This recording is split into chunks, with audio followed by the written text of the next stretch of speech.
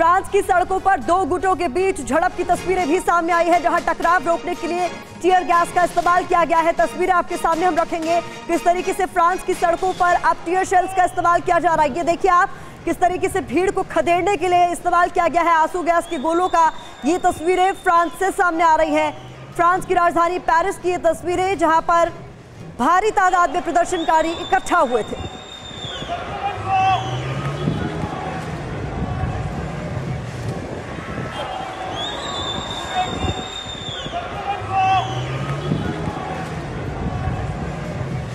तो दो तस्वीरें आपके सामने है। पहली तस्वीर में हमने आपको बताया किस तरीके से अब तक दंगा करते आ रहे लोगों का भी अब विरोध शुरू हो गया है। यहाँ पर नेशनलिस्ट ने दंगाइयों का विरोध शुरू कर दिया है। तस्वीरें पेरिस से सामने आ रही है, आपस में लड़ते झगड़ते लोगों को देखा जा रहा है। यहाँ पर दूसरी तस्वीर में आप देख रहे हैं फ्रांस की सड़कों पर दो गुटों के बीच किस तरीके से हो रही है हिंसक झड़प। एक और बड़ी खबर आपके सामने रख देते हैं हम। शरणार्थियों को लेकर फ्रांस में तनाव इस वक्त चरम पर है। यूरोप में फ्रांस में सबसे ज्यादा मुस्लिम शरणार्थी हैं। फ्रांस में करीब 9% मुस्लिम आबादी रहती है। अल्जीरिया से फ्रांस पहुंचते हैं शरणार्थी, ट्यूनीशिया, मोरक्को से भी फ्रांस के लिए पलायन करते हैं लोग। ऐसे में यहाँ पर इस वक्त जिस तरीके का माहौल है उसको लेकर तनाव अपने चरम पर है।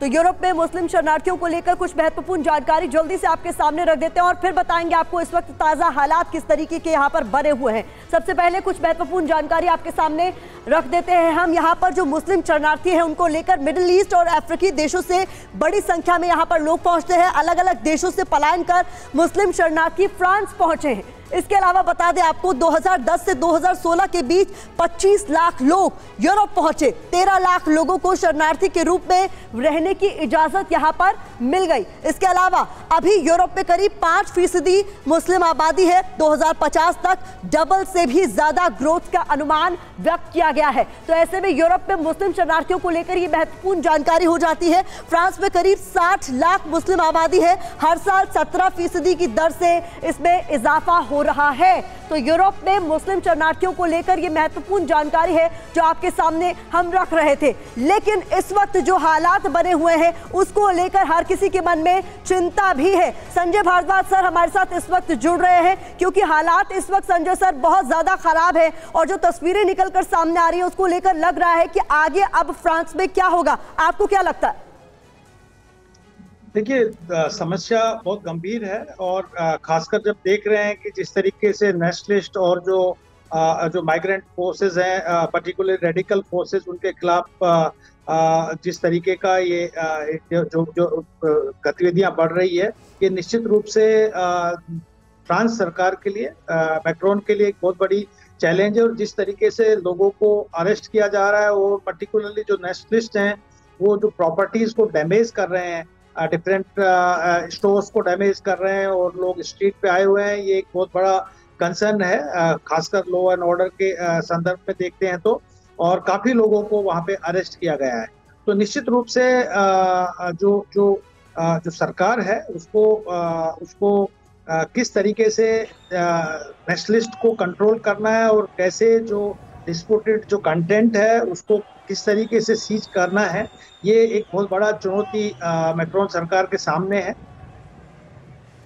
बहुत इंपॉर्टेंट बात यहाँ पर आप कह रहे हैं, लॉ एंड ऑर्डर की सिचुएशन जो है वो बिगड़ती जा रही है और ऐसे में बहुत महत्वपूर्ण हो जाता है कि वहाँ की जो सरकार है उससे कैसे डील करती है। इस बीच आपका मैं रुक करूंगी दोबारा सर, कहाँ से आते हैं मुस्लिम शरणार्थी ये जानना भी बहुत महत्वपूर्ण हो जाता है। इससे पहले हमने आपको बताया था यूरोप में जो मुस्लिम शरणार्थी है उसको लेकर महत्वपूर्ण जानकारी। अब बता देते हैं कहाँ से आती है ये मुस्लिम आबादी। तो नक्शे पर हम आपको बता रहे हैं, सबसे पहले हम फ्रांस आपको बता रहे हैं और उसके बाद बता रहे हैं कि कहाँ से ये मुस्लिम आबादी आती है। मोरक्को की बात करें तो 3.7 करोड़, करीब 99% आबादी यहां पर है। और अगर हम बात करें इसके अलावा ट्यूनीशिया की बात करें तो 1.2 करोड़ आबादी, 99% आबादी वाला यहां पर ये हो गया देश। इसके अलावा अल्जीरिया की बात करें तो 4.4 करोड़, यानी यहां पर भी 99% मुस्लिम आबादी ही है।